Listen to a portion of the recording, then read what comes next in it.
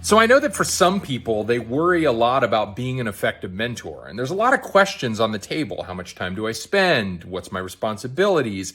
Should I be asking questions or giving advice? Well, here's a really simple framework to identify which type of mentor you're being at which point in time. And it's the 3 C's: coach, consultant, or comrade.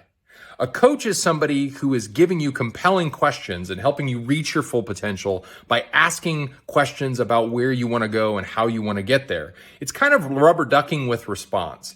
Now, they're not going to necessarily lay out the plan. That's not really their goal. Instead, what it is to identify what your potential looks like and help guide you to that potential through you, not necessarily by providing you the map.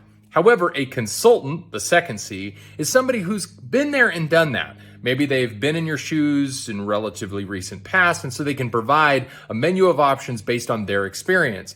They're going to be less of a coach. It's less about motivating you to your greater potential and more about just kind of slimming down and narrowing down the menu of options to a few key things that you can act on.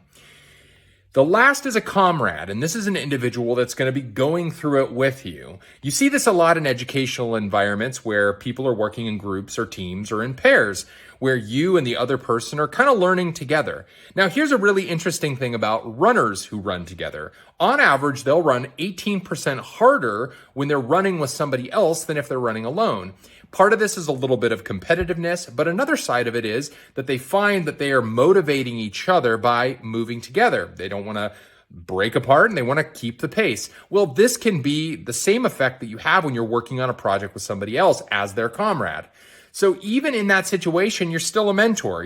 Even though you're one step ahead or a little bit behind, you can sort of guide each other through the process as you're doing it together. So again, don't forget the 3 C's. As a mentor, you're being either a coach, a comrade, or a consultant.